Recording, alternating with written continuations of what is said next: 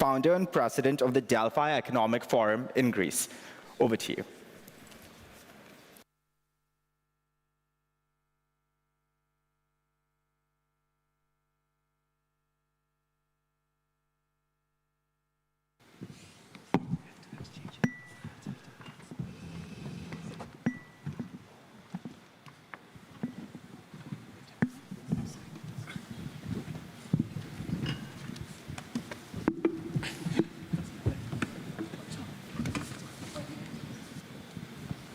So, ladies and gentlemen, welcome back. We thank you very much for attending this session, which we think it is of importance. I would like to sincerely thank Gladden and Samir for inviting me here, and I hope that with the Budapest organization, we'll find ways to work together in the months and years to come. We are the Delphi Economic Forum. We are based in Athens, Greece. We do a flagship event every April in the emblematic city of Delphi, but we have spin-off events in Washington, Brussels, Paris, Berlin, Toronto, and a few more. So it is a privilege for me to chair today's panel discussion on a topic which I think is as timely as consequential. Bridge, player, or bystander, crafting a West-South economic impact. I think, without any doubt, we are at an inflection point in this global economic order, not to mention the inflection points we live in the three wars in Middle East, Africa, and Ukraine. The post-Cold War consensus, which was centered around open markets, multilateralism, and rules-based trade, is under immense strain. Of course, I must say that this post-war architecture was the one that brought us here, with the bads and the goods. So I think, in my view, we have to analyze what went back, what went wrong, and how we can improve the situation for the years ahead. And as we notice, rising rivalries among major powers have begun to fragment the global economy. Strategic competition somehow is bleeding into economic policy, giving rise to protectionist tariffs, industrial subsidies, and a rollback of trade norms we once took for granted. I think the global financial architecture, long dominant by few, is now contested ground. We see now the countries of the Global South are no longer merely passive recipients of economic flows or policy prescriptions. They are demanding a greater voice, a greater agency, and in some cases building parallel frameworks to finance trade, finance, and technology. So the questions before us today are simple and very urgent, but I don't know whether the answers are simple. In this shifting landscape between West and the Global South, shall we find common cause or shall we drift apart? Can we imagine a new compact and how this perhaps will be? Will countries, especially those in the Global South, can act as bridges across the geopolitical divides? Will they emerge as autonomous players, or will they, bystanders, be sidelined by great power? So with this, I think we can start our conversation. I was very much tempted. I have sent some questions to the excellent distinguished speakers, but I would like to ask with a very brief question, Andreas. Is the new global order in place? Are we in transition, or where we stand today? What is your take on this? Thanks so much, Simeon, and let me start by telling you the truth, and I hate to break it to you. I think the liberal global order never existed. It has never existed. So the idea, was it a global order? Probably not, because it took us the financial crisis to include countries like Brazil, China, and India in the G20, in the systems of global governance. It took India's G20 presidency 2023 to include the African Union as a second player from Africa, with South Africa in the G20. In the case of the OECD, I mean, I took my A-levels in 1989 when the Berlin Wall fell. And Francis Fukuyama wrote about the end of history and about the New World Order. The end of history has not happened. We in the OECD, we took on board in 1995 the Czech Republic, in 1996 Hungary and Poland, in 2000 the Slovak Republic. We are now in accession processes with Brazil, Argentina, Peru in Latin America, Romania, Bulgaria, Croatia in Europe, and more recently Thailand and Indonesia. And Thailand and Indonesia, both countries also seeking membership of the BRICS in parallel. So I think when it comes to global, the order did not exist, but what existed is a journey towards that order. Second question, was it a liberal order? It was a liberal order, or it is a liberal order if you define liberal as trade and investment leading to growth, growth leading to development, lifting more people out of poverty. This is the story about China. But it was not a liberal order when you look at, did we have rules for subsidies? Did we have rules for many aspects of the economic life? And our studies, we have a Magic database, for example, they show that only 3% of the companies on the globe, which we searched on, have never received any public subsidy. And 80% of the companies with most public subsidies are located in China. So there was not a liberal order per se. It was an order with some liberal aspects. And third and last question before I give it back to you, was there an order? And here again, my answer would be mixed. Because we had some rules. We had, I mean, after the failure of the GATT, we have created WTO in 1995, with China joining in 2001. So we had some rules for trade and investment. We had a plethora of bilateral investment treaties, investment agreement. There was never a multilateral, a global multilateral investment framework. We have no rules as set for subsidies. We had some countries who stick to an order. We had some others who define their own order. So in a way, the question is here again, we are on a journey to a playbook, to a rule book where everybody plays to the same rule. That's it. I leave it here. Thank you, Andreas. Let me also ask you whether we can rebuild, if you like, trust and cooperation between West and South, you know, beyond the traditional, you know, advice that OECD does. Yeah, I believe this is crucial, and I mean, I'm very much with the colleagues, with Sanjay and also with the lady from the BRICS. We need to build trust, and we need to kind of have partnerships on equal footing.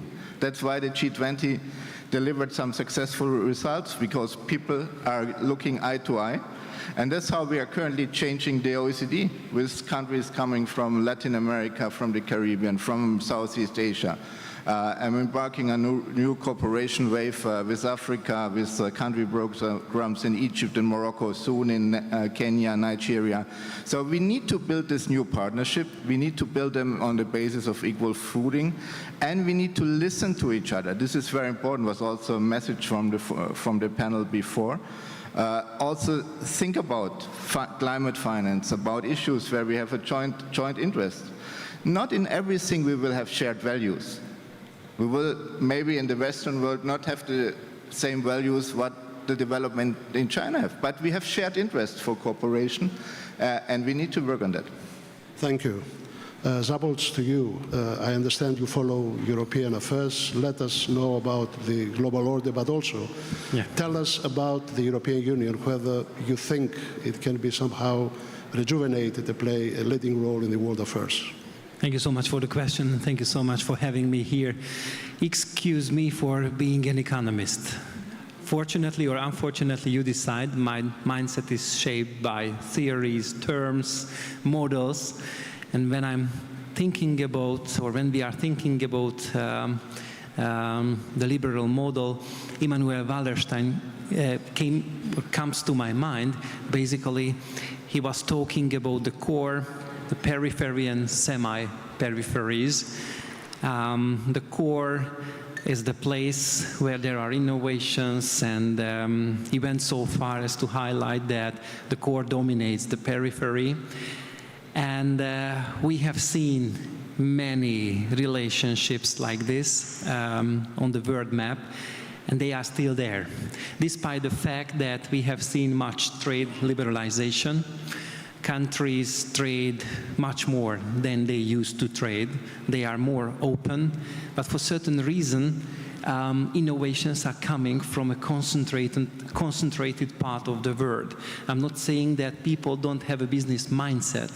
To be honest, I have just returned from Kenya, where I was teaching at the Kenyatta University, and in Kenya, I always come to the conclusion that the Kenyans are very business-minded. Yes, that's the reason why I'm saying that. This is so good, but they don't have that environment which brings them to the top of the innovative world, to the top of the innovative countries. What we have seen in this liberal setting, we have seen the elephant curve. Certain countries benefiting from trade liberalization and globalization, certain other countries were not benefiting from that. And the field is very far from being equal. So I say that when we are thinking about, talking about the liberal order, we definitely need a kind of international relations, international trade perspective. It can give us a quite good understanding what we mean by liberalization and what we mean by the liberal order, or how it can change or how it will change. Much depends on much depends on to what is happening in the core countries. Our institute, we keep a close eye on Argentina, for example. Until the UK was a dominant trading partner, Argentina belonged to one of the richest countries in the world. In the 1860s, for example, after the Second World War, the stance changed towards Argentina, and the new superpower, the US, was not really willing to trade with that country. And everyone knows the example of Argentina. Argentina slided back, and now the country is trying to get back to the previous position. Yeah. Szabolcs, we listened this morning, your foreign minister, he gave us his views about the world affairs, Europe, whatever. What is your opinion about, can Hungary become a kind of a bridge? What is the role of the Hungary today, in the European Union and, bridging West and South as well? Well, the word bridge is good, I have to say. But we have to do more to have that exact bridge. Everywhere on earth, there are issues with the labor markets. Shortage of certain professionals. In some other countries, there is abundance of those professionals, but the bridges are not there. Also, there are bridges, but they should be stronger in case of trade relations as well.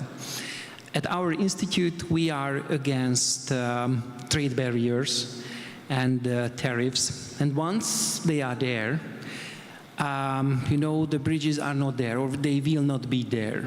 The chance is very important for the southern countries to develop their own products to be traded across the globe, and we have to help them with different programs. And once they are successful, everyone else can be successful. And when there are, for example, trade barriers, and when there are certain administrative burdens, the chance is not there, and the build is not going to be more visible, stronger. Instead, a shaky one, it will be a shaky one, or they will be shaky ones. And that's why I would say that basically with a better approach, we could build better bridges between the already developed and the emerging countries. Thank you, Szabolcs. Let's turn to Sihoko, who lives in the United States, but she follows very closely what is happening in the Asia-Pacific. Am I right? Do we see an end of the globalization? Tell us a little bit also about the new global order, whatever it is. Thank you. No, thank you so much. So the story of the Indo-Pacific since the end of World War II has been that of growth. So in that respect, the international liberal order has been to the benefit of not just individual countries, but the region at large. But that said, there are three major challenges that are facing not just the Indo-Pacific, but also across the world, especially in the advanced economies. And the first challenge is that there is no strong proponent, an advocate, a leader that is promoting the continuation of the status quo and the current economic order. And that includes the countries that have benefited the most, and they are the United States and China. And in many respects, I see them as the opposite sides of the same coin. The United States established the rules of global growth over the past 7 to 8 decades. China has benefited the most by using and abusing that system. But both want to reset the system and change the game because they believe that should the game continue on its current trajectory, their expansion, their leadership may actually falter. So that's one challenge. The second challenge is that of the middle powers, and that includes many of the countries in the Indo-Pacific as well as the European Union nations, including Hungary. And for these countries, trade is an integral part of their economic growth strategy. And isolation, inward-looking ways cannot be on the table. But although these middle powers have a shared interest in continued trade facilitation, we are seeing that they're actually not united and they are all acting alone in trying to achieve those goals. And I'm thinking in particular about the US tariff policy at the moment. And of course, we call that the tariff war, or tariff wars. And so despite the fact that countries like Japan and Korea, or Germany and France, or indeed Hungary, may have shared concerns about US tariff strategies, we are not seeing an alignment, a coordination amongst these countries to push back. Instead, each country is pushing back, fighting against the United States on an individual bilateral level vis-a-vis Washington. And then the third point that I want to make in terms of the challenges is that we are seeing an outsized role of the private sector. And so when we talk about things like economic security or the outlook for supply chain resiliency and innovation, yes, these depend greatly on government policy, but at the end of the day, the driving force of that is the private sector. And we also know that in the case of the United States, it's companies like GAFA, Google, Apple, Facebook, Amazon. These are the companies that are making the United States great. But at the same time, how they are involved in policy making is very ad hoc. So how can we harness the innovation of the private sector? And of course, private sector companies that are so successful are by their very nature multinationals. And so they can play a great part in bridging that divide between concerns about the inequalities and the systemic challenges facing the current order and what kind of order we want to see moving forward. And if I may conclude, in the Indo-Pacific, we've already seen a reimagining of depending less on the United States when it comes to economic leadership. That's not necessarily the case on the defense front, but certainly we are seeing an Asia that is less willing to imagine less dependence on the United States. Can we see that actually being expanded? Are we going to see more economic partnerships and alliances, not just in the Indo-Pacific, but amongst individual Indo-Pacific countries with their European counterparts and beyond? Thanks. Thank you, Shihoko. I think for the time being, the tariff situation is creating difficulties in the world economy. There's no doubt about it. It has weakened the dollar as well. My question is how bad this will affect in the short term the economies in your region and whether you fear about this protectionism may create more problems in the long term. Thank you. So in the United States, it's not an economic issue, because the charts and graphs show that it is a negative, and institutions, including the IMF and the World Bank, have made clear that the tariffs are hurting not just global growth, but US growth as well. But the goal of the United States in the longer term is to have greater self-resiliency. Again, the United States is a country that is very geographically blessed. It's surrounded by two fairly benevolent neighbors and surrounded by the seas. And it can afford, in theory, to be less dependent on the global economies. But that said, the cost of living in the United States is rapidly rising. There is a great deal of disgruntlement, and I should also point out that the backlash against globalization is shared not just amongst the MAGA supporters, but it runs across party lines and across ethnic identities as well. There is great concern that there are people who are being left behind, and the tariff situation is simply a manifestation of a cry for help, essentially, to say that the current system cannot prevail. Thank you. Kwame, to you, you are coming from a great continent with great potential. We thank you very much for being here with us. Tell us your views, how you see, the global affairs from the African point of view. All right. Good morning, good afternoon, everybody. I'm glad to be here. So first, I think the question about whether a liberal order existed or not has been almost flogged, right? If the liberal order existed, it would not be that easy to reverse. As we can tell, it's being fractured into different places with everybody interpreting all that. But I think compared to what the alternatives that are being imagined, certainly a more liberal order existed. So that's the first. And the second thing I'm most concerned with is, I think the insecurities that come with trying to redesign the liberal order come from the fact that we want to predetermine outcomes.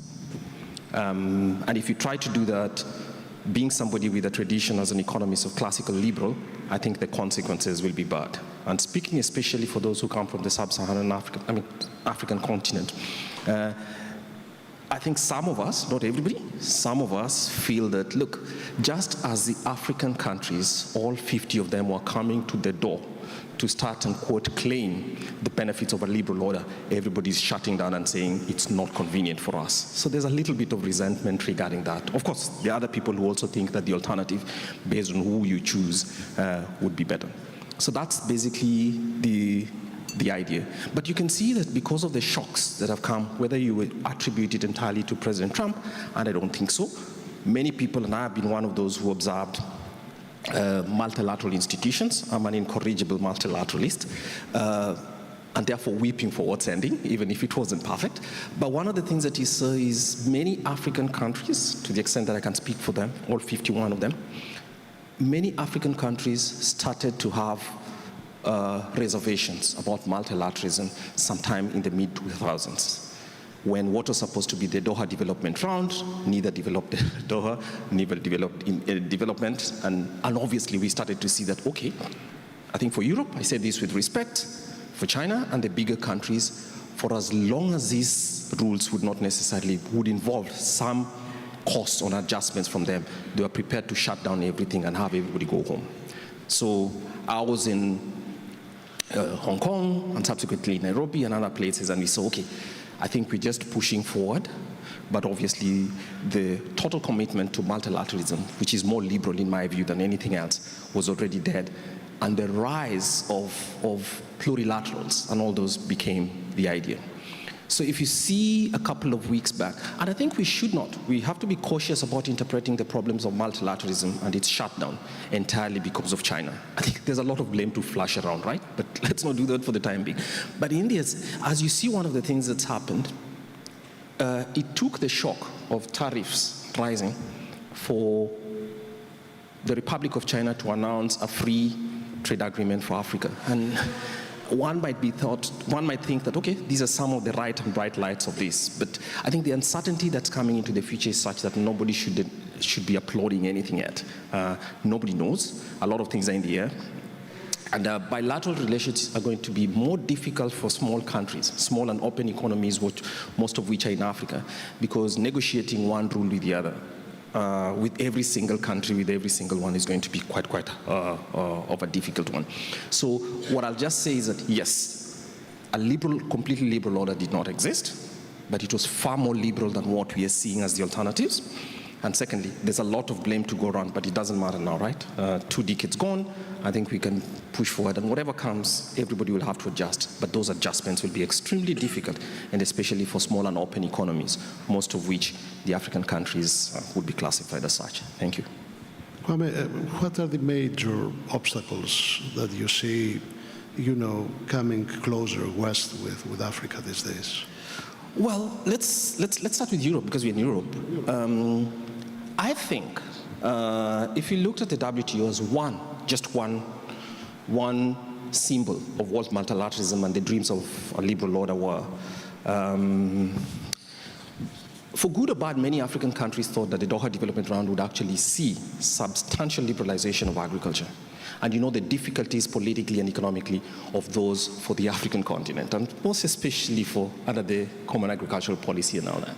And the pressure, the domestic pressures for that agreement to remain and to become, let me say, a hill that European negotiators were prepared to die on, completely deflated many African countries about what it would be. So that's one, certainly. The second one is the reform of international financial architecture, right? People call it broadly.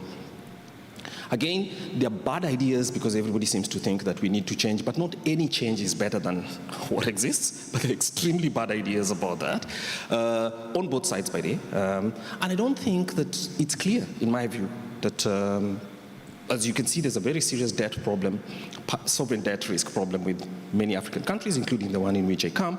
I don't think it's a liquidity problem as is being suggested, but the ways for resolving for resolving sovereign solvency problems still remain. And no one's prepared to actually do something that's much better than simply talking about it. So we keep talking about it, and profiling better solutions than what exists to actually move forward is still part of the problem. So I think those two are bottlenecks. But the final one is that we talk about a liberal order. Coming from a classical liberal tradition as an economist as well, I think it should be unilateral liberalization. I know that's difficult politically to achieve anywhere and everywhere, but regardless of that, there are very strong constituencies on all sides, including on the African continent. If you look at it, one of the things that the recent round of tariffs have disclosed, African countries, which themselves have a lot of grievances about how quickly the WTO failed to unlock liberalization, have some of the highest tariffs globally and against each other. So there's a lot of political lessons to be learned here, and a lot of domestic work needs to be done before global public goods, so to speak, or before global trade relations are restored. Thanks. Thank you very much. Emilian, welcome. You live in Poland. You have difficulties these days, but we'll see how things will develop. Who doesn't? But from birth, we are neighbors, I understand, yes. That's good news. You follow the Asian developments as well. You follow the Global South. Tell us, the Global South can navigate between dependency and autonomy in this kind of the world we're living? Thanks, Simeon, for the question. Thanks for the opportunity to be here. I think I probably have to start with a similar qualification that I'm a IR theorist, so I come from the ivory tower of ideas and engaging with them. And I would agree with everyone what was already said. Indeed, we're living in these times of flux, and it's the unipolar moment, neoliberal or other, never existed. It was a myth to the extent it ever happened. We're moving towards this multipolarity, which we don't know what it means and how we're going to get there. And we're in this interregnum in between stage, which is chaotic. And that's where my theory language comes in to explain this relationship, is what I me and my other colleagues call multi-order world, or for some of our friends from South Asia, probably familiar with Amitav Acharya's concept of a multiplexity, a multiplex world order, where there are many players, many rules, and as Kwame just said, no referees. And there is no one to referee those relationships. And here, again, going to what Kwame and the other panelists have been saying, is some countries, actually every country in Global South, Global North, they've been trying to navigate that complexity of this multi-order world. And some have been doing it better than others because of various factors: structural, historical, political, economic, etc., location. And I think that's where I think the interesting thing of that moment for me is how to observing that navigation of that complexity of this multi-order world. And again, there are different examples. As Kwame was mentioning, perhaps in countries, some countries in Africa, that's not as easy as other countries. I'm more familiar, for instance, with countries in Central Asia who have been quite adept at, I would say, some of them, in navigating the multi-order world by committing or engaging with all the players at the same time. So I had last year an interview in Kazakhstan was saying we don't pick sides. We pick windows of opportunity and hope they stay open enough for long. So for me, this is what Kazakhstan and many countries in the Global South, and not just in the Global South, call multi-vector diplomacy, an attempt to look at, engage with those multiple actors at the same time. In our language, we call that hedging and balancing. We call those different strategies, but these are what's interesting for me in that setting. Some countries, because of location, because of capabilities, because of innovation, because of technological positionality in the global supply chains, they've been able to navigate that space far better than others. Again here, taking a step back in the current China-US trade war confrontation, for me this is very much, again, this is more optimistic reading here of that situation, is very much a colleague of mine called it a deja vu with chopsticks. You know, in academic circles, we say history doesn't repeat itself, but it rhymes. So for me, what currently you're witnessing looks very much of a remix of a track I was listening to in the 1980s when was another Asian country was rising. And the reaction of the United States and Washington was very similar towards Japan. Trades, tariffs,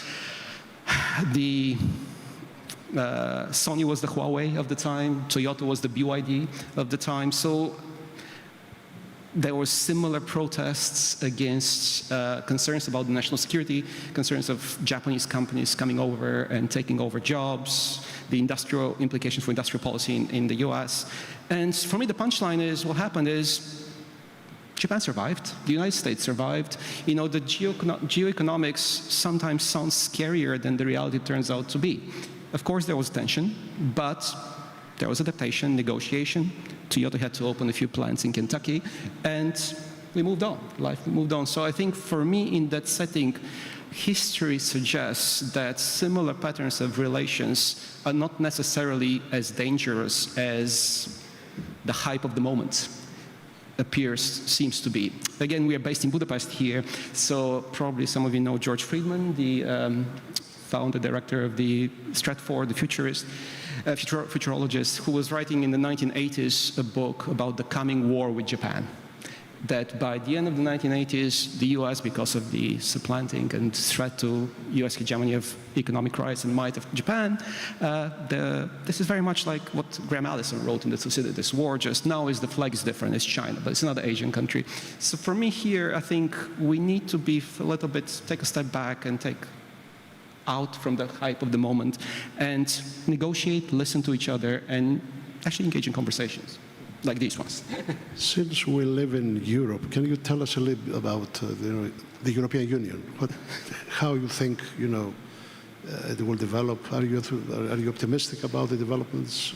Do you think that the Draghi report is going to have some influence or whatever? I think the Draghi report, let's start from there. The Draghi report, it's actually positioned, so the Draghi report was about the lack of innovation in Europe and the lack of investment in innovation in Europe, which has been has a very long history and very complicated history here. And I think has not, at least for the time being, I have not seen that it hasn't been heard well enough by both at Brussels or at national governments, at member states, countries.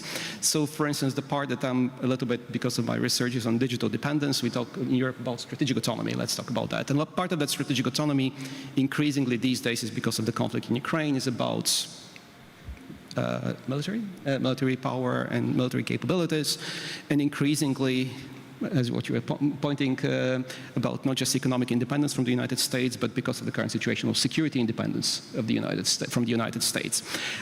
So, however, and that's perhaps it's going to trickle down to innovation, perhaps it's going to trickle down through the European Green Deal as well, is going to impact. But for me, in terms of this digital, in terms of when I talk about the digital technologies, Europe is increasingly dependent on platforms, as Shihoko was just pointing out, on the US, in terms of patents and technology in East Asia, and we have no innovation on the ground. So when we talk about, let's say, electric vehicles, and why Europe and securitization of Chinese electric vehicles, of course there are subsidies, as Andreas was mentioning, we all give subsidies to our countries. This is a hypocritical statement to make to our companies, and it's been a very long history of that. The global South countries, especially Africa, have been criticizing the West and the global North for that for a long time. We just refused to hear them, but now that it affects us, we are listening to it. But the issue here is that why we have not invested in innovation in those, and it's because of lobbying by German car companies who have been consistently resistant and relying to invest in those technologies because they have the market share. But now that that's threatened, that's where. So for me here, in terms of Europe has multiple fractures going on as well, multiple crises. Thank you, Emilian. Thank you very much. Let's devote the next 10 minutes before we open the floor with a few questions. Andreas, would you like to comment anything about what it was said? You see things from, the eyes of 38, how many countries OECD has as members? Please. I mean, maybe not so much from the perspective of 38 countries, but on the question, what is the challenge, let's say, for our generation? Okay. And I mean, the challenge remains how to shape globalization, how to shape a globalization that works for all, for most people in the North, in the South, but also within our countries, how to shape a globalization process that is not destroying the planet. And for this, I think it's important to think about what is globalization about. And I mean, this machine produced by a company, let's not to do advertisement for a moment, call it the banana company. The banana company is producing this little machine on which we are spending more time than with our wife and kids in a country called China. But it's also has 43 countries who are contributing with components to this. Now this company may move its production, its assembly to India, but still, it's a product which is a product of globalization. If this product was produced, if the banana company was forced to produce this product in the US, there are serious estimates that it would cost this unit $3,500 compared to $890 or $900 it costs now on the market. So I believe that the driving force and the current discussion on tariffs and how to manage trade should not deviate from us from thinking, how do we shape globalization? And this is something where I believe, or we believe in the OECD, that a rules-based international order, and I think, we all agree that we had some elements of it. Maybe some elements were not fair, and I'm not defending the European agriculture market policy towards Africa. So, there are elements in this rules-based order which were not up to speed, but we need to kind of develop together. And this means all of us in the room representing countries who are working in think tanks, working international. We need to develop some standards, some rules of the game who will help us to navigate this globalization process. And we at the OECD, I just give you two examples and then I shut up. We have developed a global forum on artificial intelligence, where also India, South Africa is a member, where we try to define some standards, some rules for some principles for the human-centric use of artificial intelligence. So we need to think creatively together, how do we shape new technologies? Second point, We have developed international standards for taxation, so to make sure that individuals pay their fair share of taxation, also the rich people pay their fair share. This has led to additional revenues of 146 billion US dollars in all the world, and 46 billion of this in developing countries. So we are working together also with countries across the globe, in Africa, in Southeast Asia, to make sure that everybody is paying its fair share. And this makes also the point that companies, big tech companies, are paying their fair share of taxation somewhere. So these are just two examples of, I think, where we need to go down the road further. Andreas, one more word about enlarging your members, so you have more ideas and thoughts within the OECD about enlargement of the membership of the OECD. Can you tell us a little more about this, or? About the larger members of the OECD? About new members coming in, yes. About new members coming in. Yeah, I mean, as I said at the beginning, we are currently negotiating an accession process. More recently, it started with Indonesia and Thailand. Indonesia has just delivered a 1,000 pages initial memorandum where it sees, where it stands towards OECD standards. So in the next decade, most likely we'll have Indonesia, Thailand as a member. We are negotiating also with Brazil, Argentina, Peru. We are open. We signed a program of work with South Africa. We kind of will have country programs with other African countries, maybe with Kenya, maybe with Nigeria. We will never be the United Nations, but we have the ambition, and we will never be a global organization, but we have the ambition that our standards and policies count on a global scale, so we need to have 1, 2, 3, 4, 5 members in each of the growing regions in the world, and this is what we did in Latin America and Southeast Asia, in Africa. So very much look forward. So thank you, Andreas. Thank you. Zabulc, I think you have to say a few things. Emily, and I think in your answer you mentioned dangerous relations as well. And something came to my mind, and well, this is going to be related to the liberal order tariffs as well. I think in the 1980s, the famous British economist Joan Robinson said that it is too bad when capitalists exploit other countries. But there is one more thing what is worse.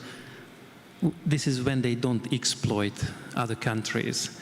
So actually it is fine when countries are trading with each other and they try their best in the liberal order.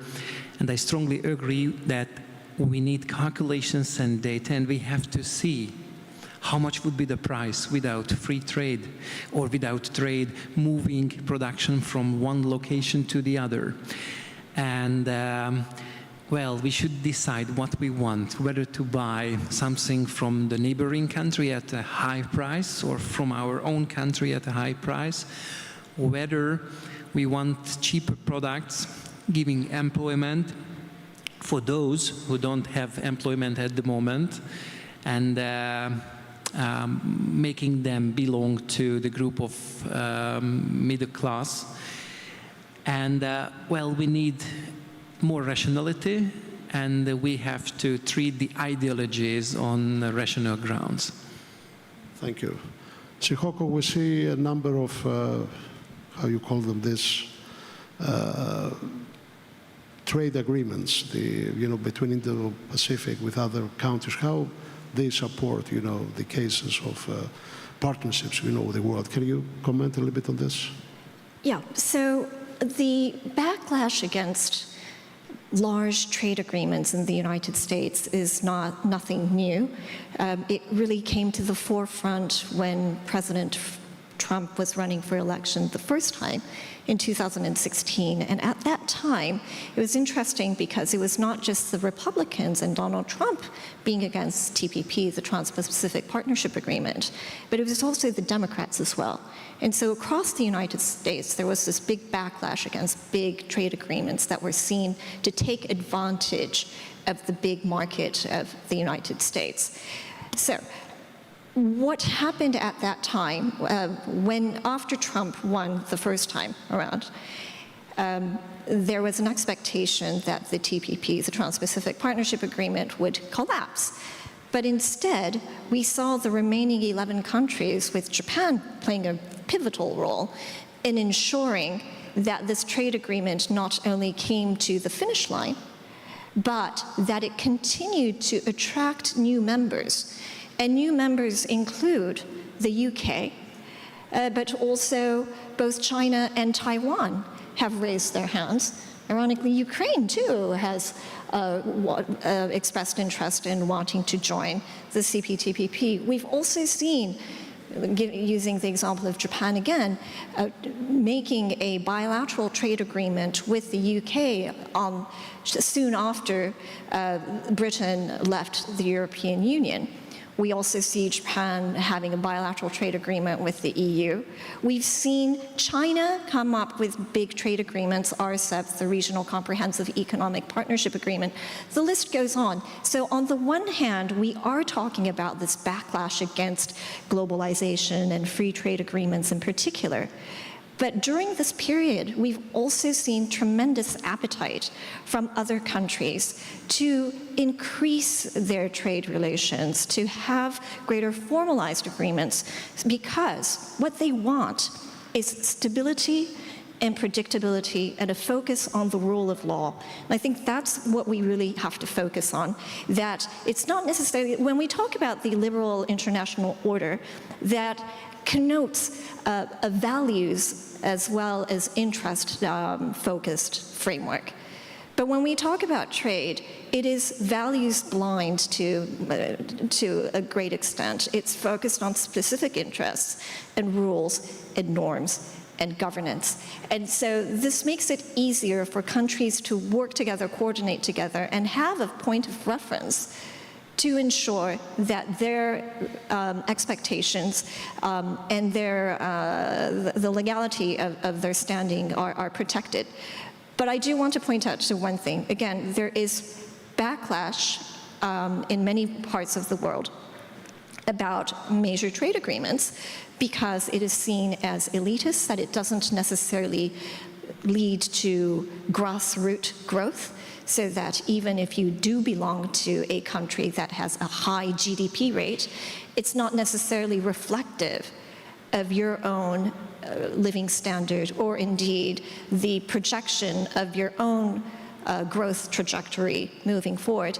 And that disillusionment is only going to intensify as we see the fourth industrial revolution with greater technology and AI in particular, which is not only hurting blue-collar jobs and manufacturing jobs, but also white-collar jobs as well. So we are in a very pivotal moment where we do need to have a greater understanding of what do we mean by growth.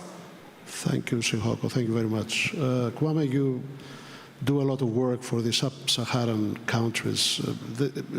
Do we see any regional, cooperation among those countries that can play a more unified role in the world affairs? Yeah, certainly. I mean, if there's a continent that needs... you have the CTA, am I right? Yes, there's a continent that needs to show more confidence in multilateralism. I think it's Africa, because we have the African Continental Free Trade Area, 52 all countries going up there to try. Now, however, there's a good and bad. The bad part is they're trying to model like the EU, which is more concerned with domestic trade policy and stuff like that. That would be a disaster, I think. But on the whole, the confidence that they're showing in multilateralism is one that needs to be expanded. Regardless of what happens in the rest of the world, I think an open Africa is good for everybody else. So that's the first. And the second point, as I conclude, is, look, if you look at most African countries, when we talked about this liberal world order 1995 and thereafter, for the average African country, growth has been less than 2% per year per annum.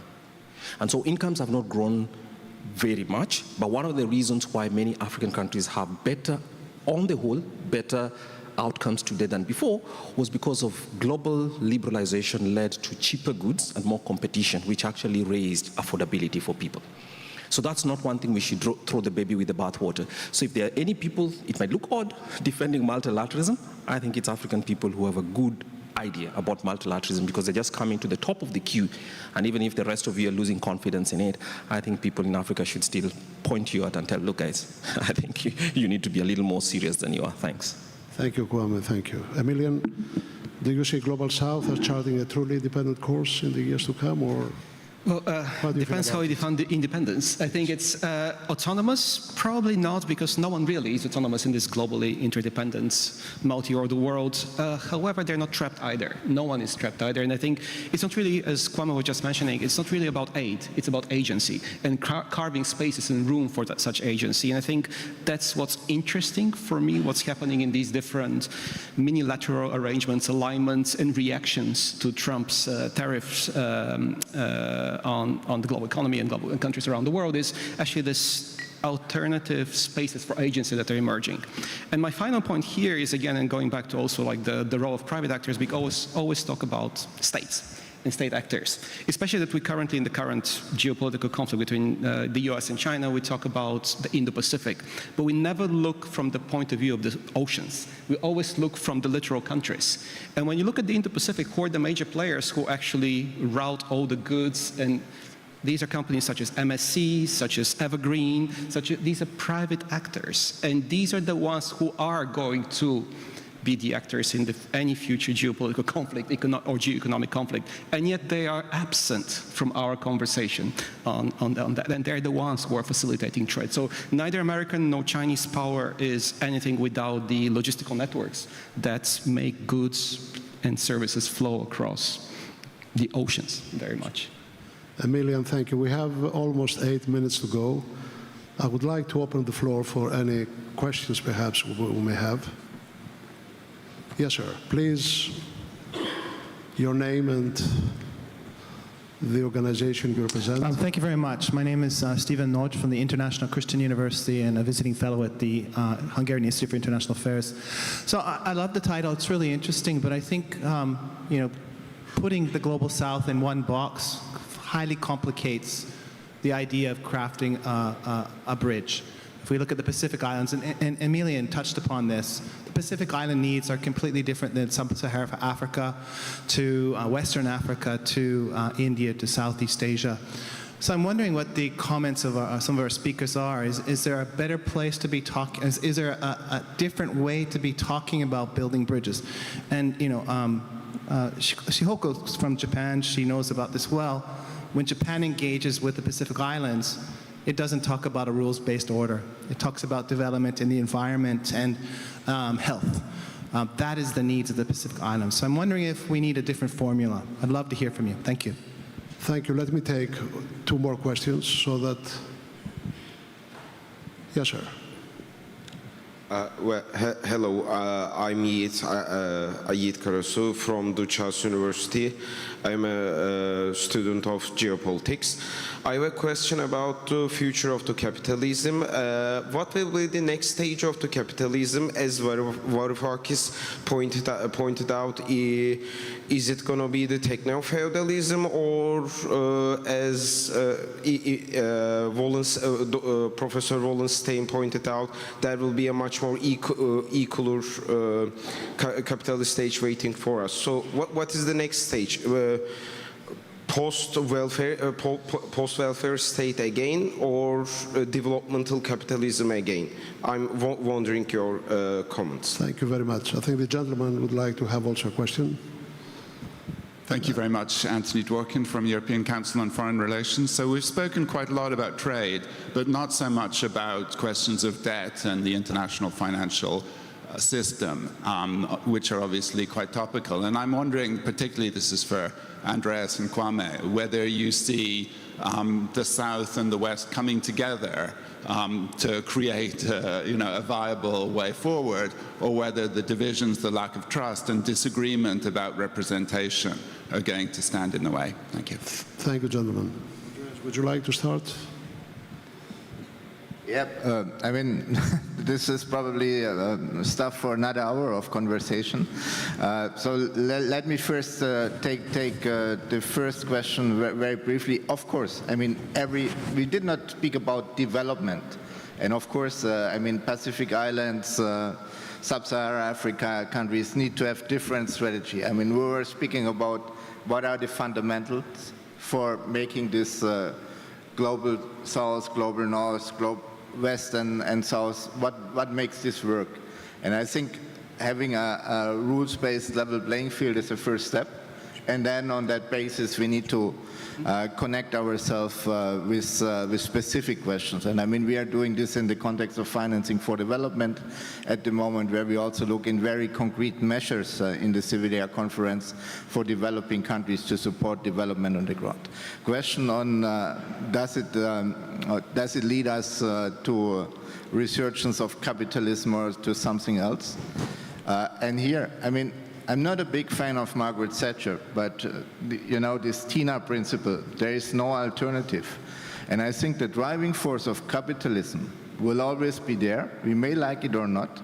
And I mean, my wife is also called Tina, so there is no alternative, so I know what I'm talking about when I'm speaking about the TINA principle. So we may, I mean, there is this driving force of capitalism which will be there, but I agree with you, and we have been doing some work on well-being, on what is prosperity for a country. This needs to complement it by other measures rather than just growth. So this is what we are doing. And very final point, and I've answered also the question, very important point, global debt, in particular for major emerging economies, for southern countries. We're working very hard in the G20 with this development of the Sustainable Debt Service Initiative, the DSSI.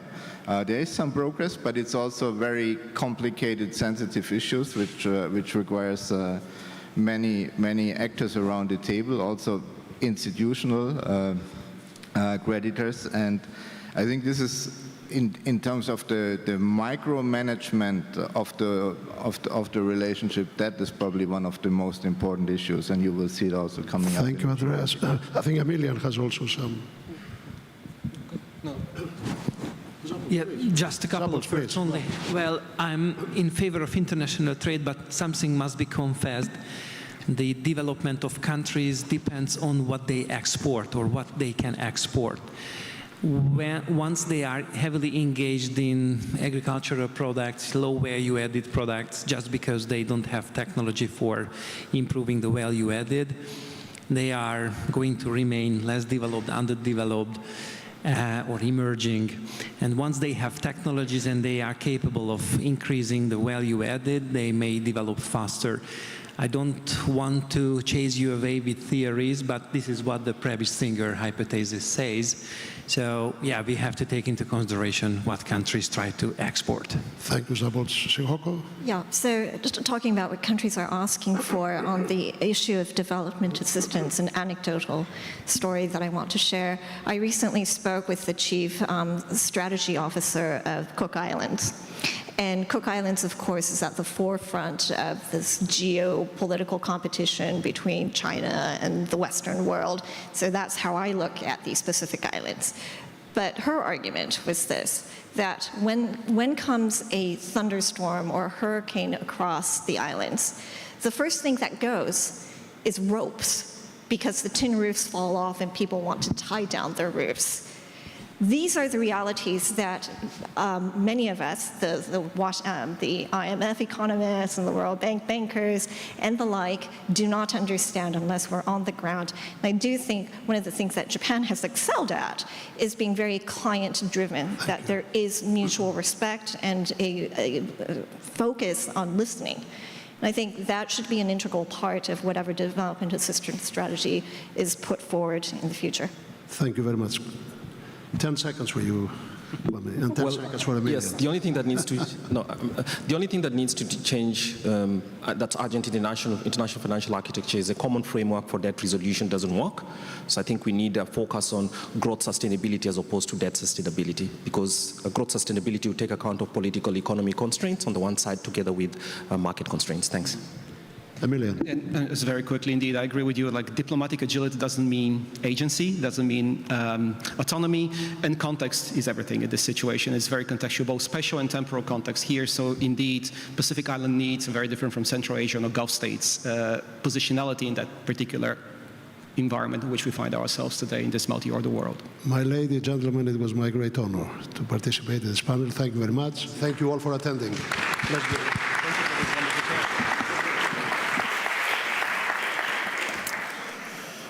that wraps up the first half of the day. It's now time for lunch, which will be served downstairs in the restaurant. You can get there by going out these doors, going down the big staircase towards the main entrance of the building, and turning right.